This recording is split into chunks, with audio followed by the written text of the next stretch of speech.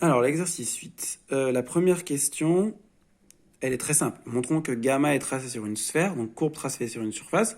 C'est juste vérifier que les points de la courbe vérifient l'équation d'une sphère. Et comme on vous dit qu'elle est de centre haut, bah, qu'est-ce que vous allez calculer? Vous allez calculer x carré plus y carré plus z carré. Après, c'est que du calcul de trigo. Vous avez vous mettez tout au carré, vous avez à chaque fois du a plus b au carré ou du a moins b au carré. Qu'est-ce qui se passe? Vous avez regroupé à chaque fois un cosinus carré, ça fait 1. Vous avez aussi du cosinus carré de t, sinus carré de t, ça fait 1. Et vous vous retrouvez avec ça, sauf que vous avez une nouvelle formule de trigo parce que cosinus a cosinus b plus sinus a sinus b, ça fait cosinus a moins b, ou b moins a, c'est pareil, hop. Donc ça fera cosinus t. Vous linéarisez cosinus carré t sur 2 avec 1 plus cosinus t sur 2 et ça s'annule et vous trouvez 9. Donc tous les points de gamma sont sur la sphère de centre haut et de rayon 9, donc gamma est tracé sur cette sphère. La question suivante est plus difficile mais il y a un intérêt. C'est pas grave si vous n'avez pas compris ça, mais la tangente en tout point de gamma fait un angle constant avec l'axe z. La question c'est qu'est-ce que ça veut dire que faire un axe constant avec l'axe z? J'ai fait un petit schéma là. Vous avez la tangente. Il faudrait montrer que l'angle avec OZ est constant. Alors déjà, il faut bien voir que l'angle entre deux droites, il est défini à pi près. C'est-à-dire que je pourrais considérer qu'il est là l'angle, mais je pourrais très bien considérer qu'il est ici, là. Hop, d'accord. Je ne sais pas si je prends ce vecteur-là ou ce vecteur-là.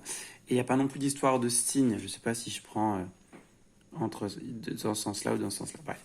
Par contre, ce qui va nous intéresser, c'est le cosinus. Enfin, le cosinus, il va être donné tout simplement par le produit scalaire. Hein.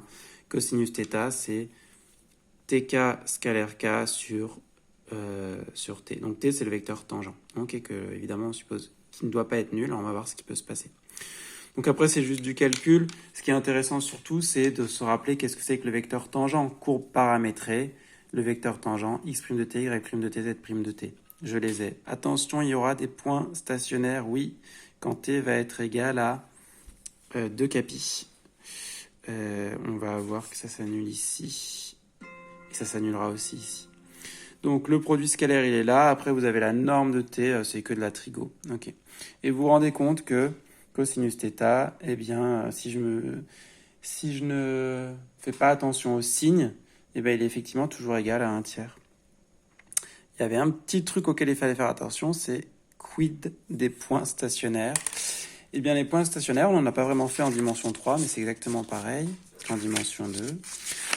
Première méthode, vous continuez, on a un tout petit peu parlé de ça, vous continuez à dériver, un petit peu par ici, jusqu'à avoir le vecteur tangent, donc x seconde de t, y seconde, z seconde de t. Et il se trouve que celui-là, donc les points en stationnaire, c'est que en 2 capi. Hein. Eh bien, en 2 capi, je l'ai ici, le vecteur tangent. Et donc, je recalcule mon produit scalaire sur la norme, et je trouve bien moins 1 puissance k plus 1 sur 3, donc on est encore sur du 1 tiers en valeur absolue. Ou autre façon de faire, mais ici, c'est peut-être pas forcément le mieux à voir, c'est de faire des développements limités.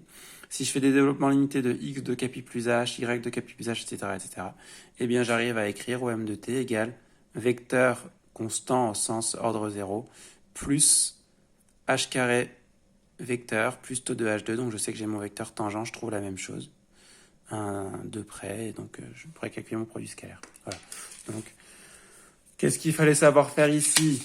Plus que ce calcul-là, cette histoire-là, c'est de savoir montrer qu'une courbe est tracée sur une surface, c'est juste vérifier que les points de la courbe vérifient l'équation de la surface, c'est quand même pas très difficile. Et puis, il y avait l'histoire du vecteur tangent et des éventuels points stationnaires.